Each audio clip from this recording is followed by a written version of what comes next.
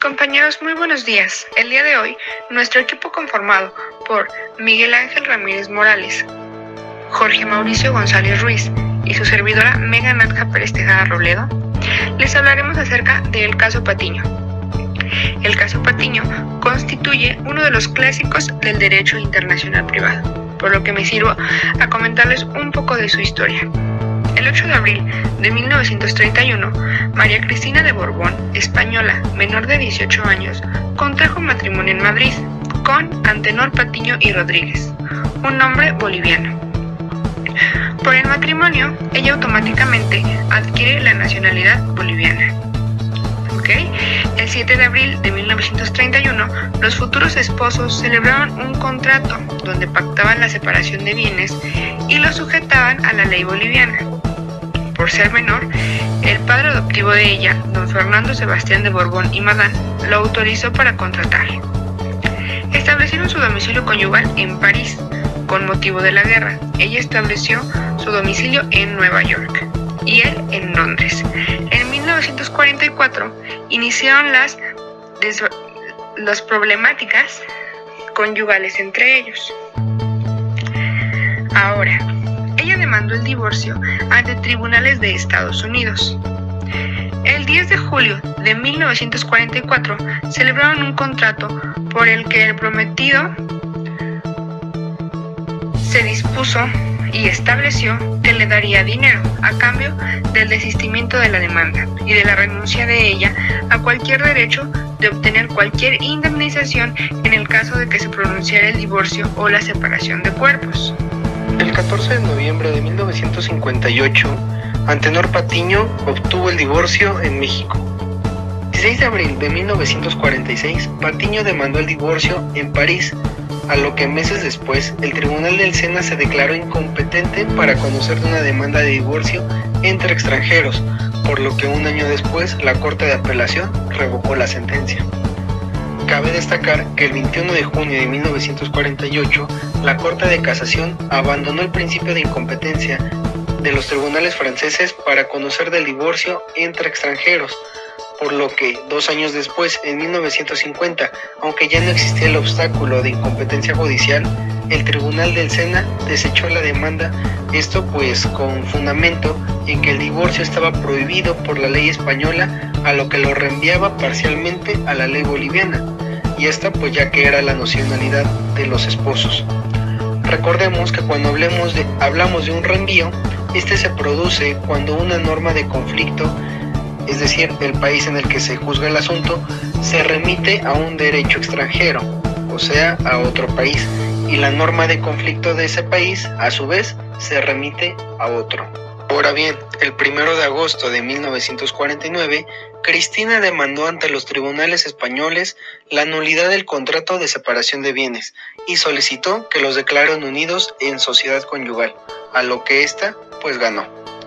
Y el 23 de mayo de 1954, la Corte de Madrid revocó la sentencia, a lo que un año después, en 1955, el Tribunal Supremo confirmó. Para concluir este caso, en diversas fechas, empezando por el 12 de julio de 1945, 15 de julio de 1949 y 14 de julio de 1951, los tribunales de Nueva York ordenaron el cumplimiento del contrato de 10 de julio de 1944, por lo que él se comprometió a darle dinero a ella a cambio del desistimiento de la demanda, como se había comentado con anterioridad, de divorcio intentada por ella en Nueva York. El 5 de febrero de 1953, él ganó en primera instancia ante el Tribunal del Sena la demanda de devolución del dinero que le dio a ella por el contrato de 10 de julio de 1944, por lo que él se comprometió a darle dinero a ella a cambio por el desistimiento de la demanda de divorcio intentada por ella en Nueva York.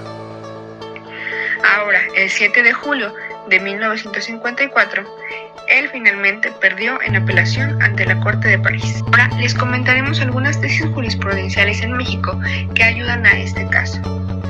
Comenzaré por el derecho extranjero cargo de la prueba. A quien invoca la aplicación del derecho extranjero le incumbe la carga de probarlo, supuesto que los jueces mexicanos no son órganos de las leyes extranjeras. primero. De la mano de este viene el siguiente. Derecho extranjero, a quien lo invoca como fundamento de su acción, le incumbe la carga de probarlo. Ahora les explico. Si el actor basó su acción en un matrimonio celebrado en el extranjero y regido por leyes del lugar, debió haber probado que según estas el matrimonio canónico produce efectos jurídicos semejantes a los del matrimonio civil.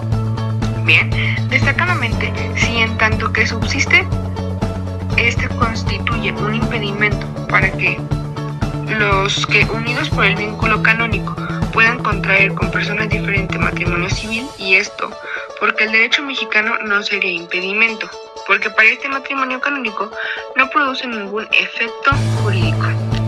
Lo expuesto, no obstante, para que nuestra república, en acatamiento de sus compromisos internacionales sobre la materia, reconozca matrimonios no civiles, sino de cualquier otra índole que se les celebren en otras naciones, el valor y efectos jurídicos que sus propias leyes les atribuyen. La tesis jurisprudencial que se aplicó fue la de Estado Civil, ley aplicable, territorialidad de la ley.